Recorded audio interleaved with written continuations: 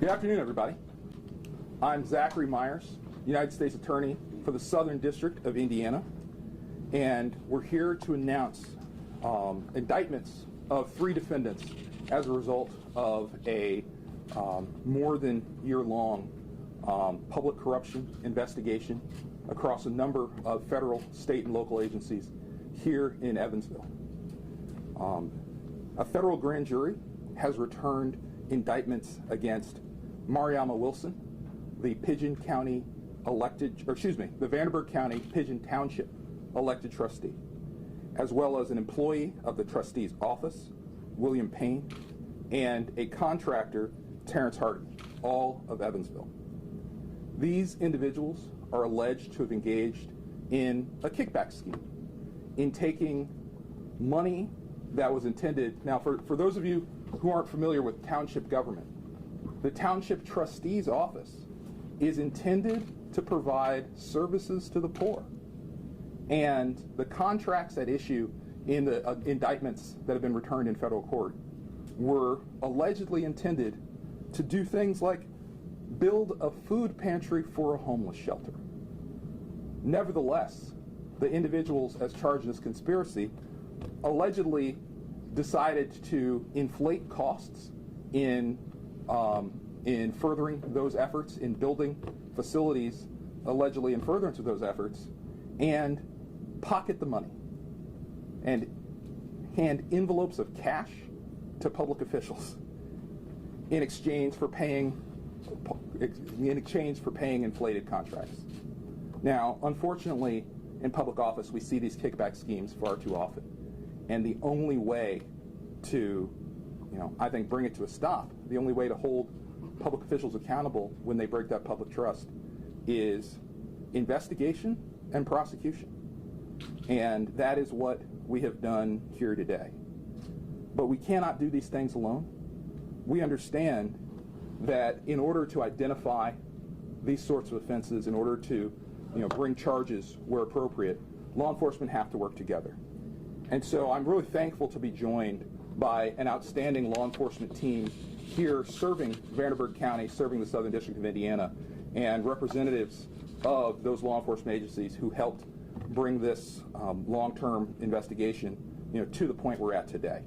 I would like to acknowledge Joe McDonald, who's a senior supervisory resident agent here for the FBI's Indianapolis field office, Chief Billy Bolin of the Evansville Police Department, Justin Campbell, Special Agent in Charge for the Internal Revenue Service Criminal Investigations, Jeffrey Adams, Special Agent in Charge, United States Secret Service, Indianapolis Field Office, Noah Robinson, our Vanderburgh County Sheriff, as well as Jennifer Gaudger, the Chief of Staff to the Indiana State Board of Accounts.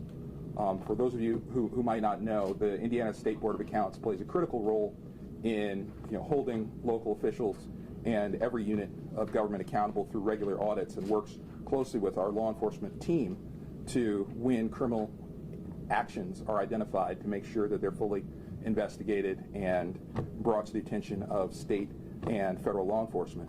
And of course, one of the offices I also want to acknowledge is the Vanderburgh County Prosecutor's Office, who helped bring this matter to federal attention and worked with, and as we often do, in collaboration across state and federal prosecutions to make sure that we are bringing charges in the right venue, at the right time. Now, for those of you who, serve in public office, or really for those of you who are citizens of any jurisdiction, in this district, public office is a public trust. We are given authority and we are given money. It is not our authority. It is not our money. The money and authority that we use as public officials, as your government, belong to you. And it is our obligation, it is what we've put our hands up and sworn to do, to use that authority, to use the powers we've been granted, and to use the money that is the hard-earned money of the taxpayers for the purposes to which it was intended. What it was not intended for is inflated contracts procured through corruption. And what it was not intended for is envelopes of cash in the hands of people who are supposed to work for the public.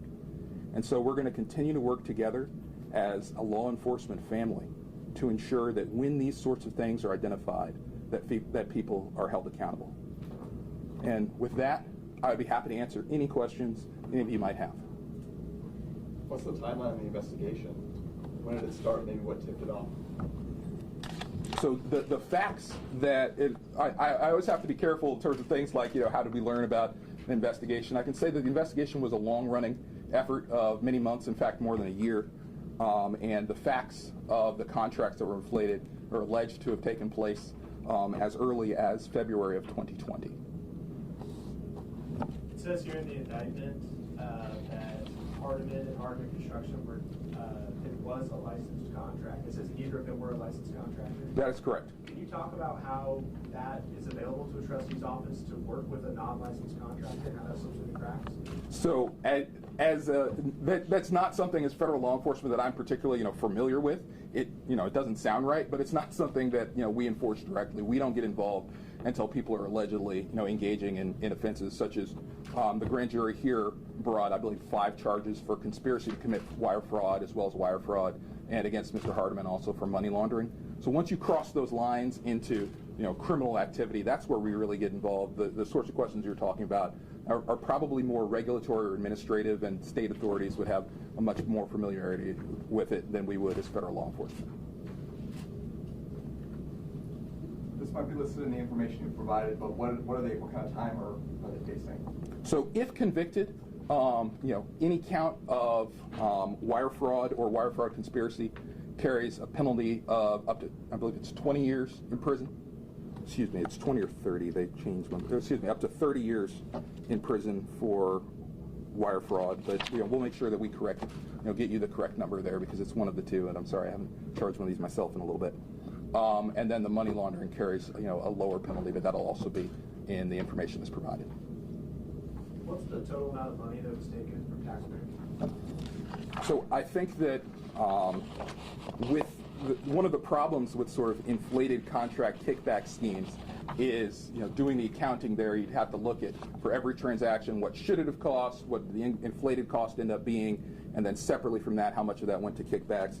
So I'll say, as set forth in the indictment, I believe there's approximately 19,000 each, or about 38,000 in total, of the money that was paid for these contracts, in fact, was given back to, allegedly, Wilson and Payne as part of the kickback scheme. But in terms of the net sort of difference between what should have been paid and what was paid, I'm going to leave that to what we seek to prove in court. Just to clarify, it was 19,000 each for Wilson and Payne. Allegedly, yes, and that should be in the information separately provided as well. I just want to make sure we're getting the numbers right. Who's in charge of the trustee's office now? To my knowledge, last fall, Ms. Wilson was reelected to her position as Pigeon County Trustee, and I'm not aware of any change in that status. The news release mentions that the indictments were unsealed following their arrests and initial appearances. Would you say anything about where they were arrested, where they made their initial appearances, and what bonds? I could say that they were, safely arrested without incident yesterday, or one of the defendants was arrested this morning. They all made their initial appearances in federal court. They all have been, 2 of them at the end of the day yesterday and 1 first thing this morning. They all have been advised of the charges against them. I believe they all have counsel, and all of them have been ordered released on pretrial supervision, so the court will issue an order setting forth a number of conditions that they have to meet in order to remain on release pending trial. Will there be local charges as well? My understanding is that we have through communication and coordination with the Vanderbilt County Prosecutor's Office that the federal investigation is what we're pursuing here. What's the timeline though going forward? I don't cover a lot of federal cases like this. Sure. What's the next thing to happen with them? So the next thing that will happen, even though they had their initial appearances, they haven't had. I don't believe we did a simultaneous arraignment, did we? I'm sorry, I'm looking from that. We did. So they've been arraigned. They've entered not guilty pleas, each of them. And so the next step will be the court will set a trial date. They'll set dates for things like pretrial motions. Typically, federal cases, do move slower than they do on the state side. And there's, in cases here where there's a lot of financial information and information from, all sorts of sources, it can be complex, and the defense counsel needs time to get through it. So I would anticipate that it'll take some time before the case is resolved. The indictment mentions, a couple of other people besides the 3 individuals indicted. Somebody like a chief financial officer of the township who would have been sort of facilitating some transactions or had some role to play. Is there any chance this investigation could lead to additional charges? We typically don't ask, or excuse me, we typically don't or shouldn't answer questions like that. I'll just say that I'm going to limit any comments we have towards the individuals who've been charged by the grand jury. How were you all tipped off to this starting in 2020? And sorry, another question I'm not going to be able to answer. Will Wilson continue in her role?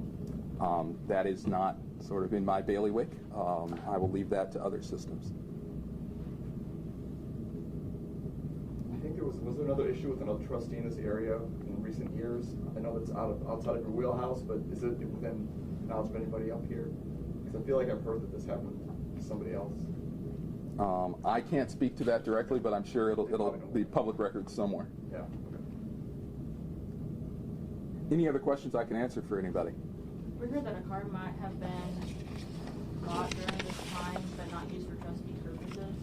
Do you know if that's true or not? If it's not set forth in the indictment, that's sort of a public document. I can't really speak to it. Awesome. No problem.